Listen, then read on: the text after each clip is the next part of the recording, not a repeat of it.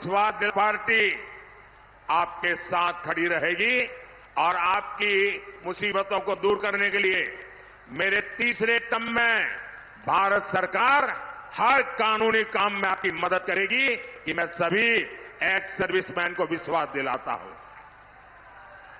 Bharatiya Janata party और हमारी सरकार ऐसे हर एक्स सर्विसमैन की पूरी मदद करेगी।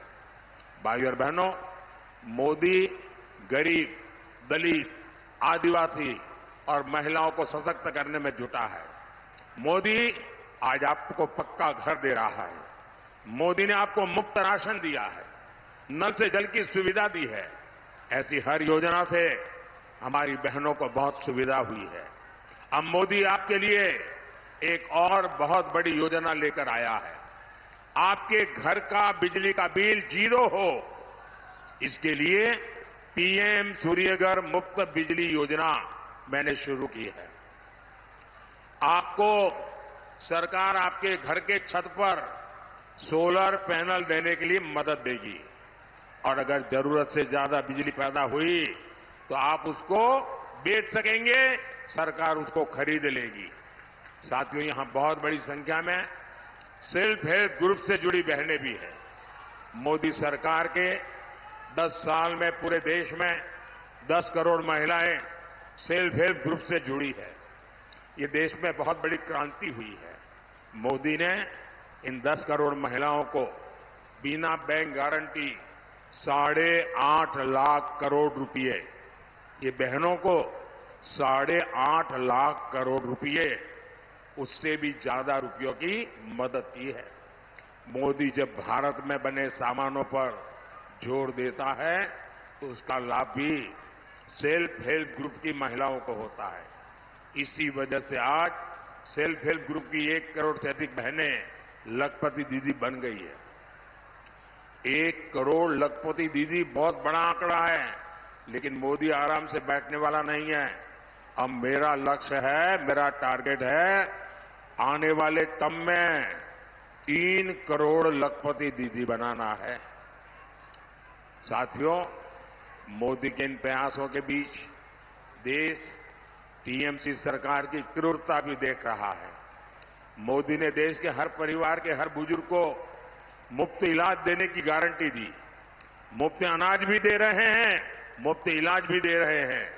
लेकिन यहां टीएमसी सरकार आयुष्मान भारत योजना लागू ही नहीं होने दे रही। मोदी पैसा सीधा अस्पताल में भेजता है। ये कहते हैं कि पैसा पहले टीएमसी के खाते में डालो। क्यों भाई? मोदी पैसा टीएमसी को इसलिए भेजे ताकि टीएमसी उसे लूट ले। ऐसा नहीं होगा। मोदी आपके घर का पैसा भी सीधे लाभार्थी के बैंक खाते में डालेगा। ये कहते हैं कि पहले टीएमसी के खाते में पैसा डालो। मनरेगा का पैसा भी मोदी सीधे लाभार्थी के खाते में देना चाहता है, लेकिन टीएमसी कहती है कि पहले टीएमसी के खाते में पैसा डालो। मोदी का फॉर्मूला ही डायरेक्ट बेनिफिट ट्रांसफर का है। कोई बिचौलिया नहीं, कोई कट कमीशन नहीं, कोई कट की कंपनी नहीं, सीधा बैंक में आपके खाते में पैसा जमा।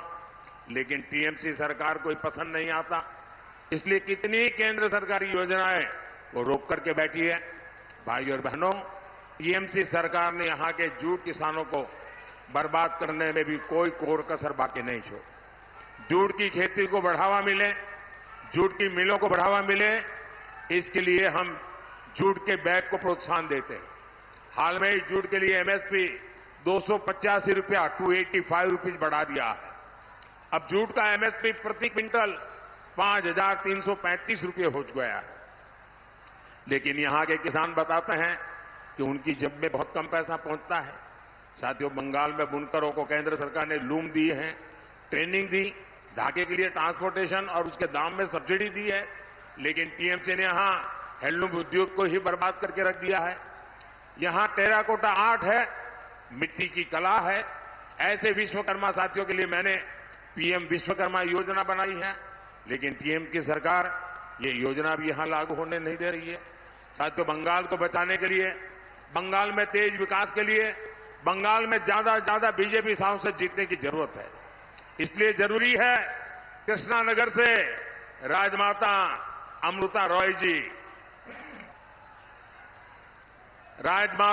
रॉय जी, रानाघाट से हमारे साथी जगन्नाथ सरकार जी, बहरामपुर से निर्मल कुमार साहा जी, उनको आप भारी मतों से विजयी बना करके संसद में भेजिए।